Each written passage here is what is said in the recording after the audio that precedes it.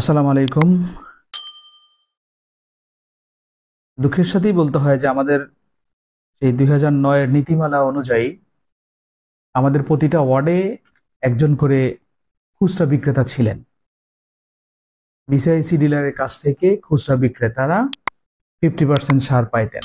অর্থাৎ একজন বিসিআইসি ডিলারের যদি 50 মেট্রিক টন সারের বরাদ্দ হয়, তাহলে সেখান থেকে 25 মেট্রিক টন সার 9টি ইউনিয়ন ওয়ার্ডের সবাইকে ভাগ করে দেওয়া হতো।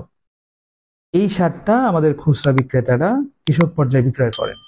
কিন্তু বর্তমান নীতিমালা অনুযায়ী সরকার বাহাদুর এই খুচরা বিক্রেতাদের কার্যক্রম আগামী 31 মার্চ 2026 সাল থেকে স্থগিত করে দিয়েছেন।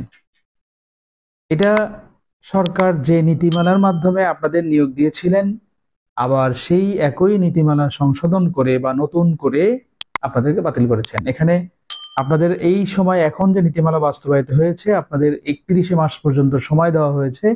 এই সময়ের মধ্যে আপনাদের বর্তমান যে কার্যক্রম এটা চালু থাকবে, কিন্তু এরপরে আপনারা অটোমেটিক অবসান হয়ে যাবেন।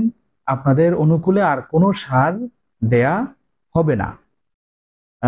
এর মধ্যে আপনাদের যে বিভিন্ন জায়গায় পাওনা আছে অথবা লেনদেন আছে, এগুলো আপনাদের সমন্বয় করে নিতে হবে। একটা জিনিস মাথায় রাখতে হবে, সরকারের সকল পরিকল্পনা জনবান্ধব এবং জনকল্যাণে, বিশেষ করে এই সার ডিলার নিয়োগ ও সার বিতরণ সংক্রান্ত সমন্বিত নীতিমালা 2025, এটা সরকারের মুখ্য উদ্দেশ্য হলো কৃষকের কল্যাণ। কৃষক যেন সঠিক দামে সঠিক সময়ে সারটা তার প্রয়োজন অনুযায়ী নিতে পারেন, এটার জন্যই এই নীতিমালার আবির্ভাব। আশা করি আমরা আমাদের এই নীতিমালার মাধ্যমে আমরা কৃষক পর্যায়ে সঠিক সময়ে সঠিক দামে আমরা সারটা নিশ্চিত করতে পারব। ধন্যবাদ।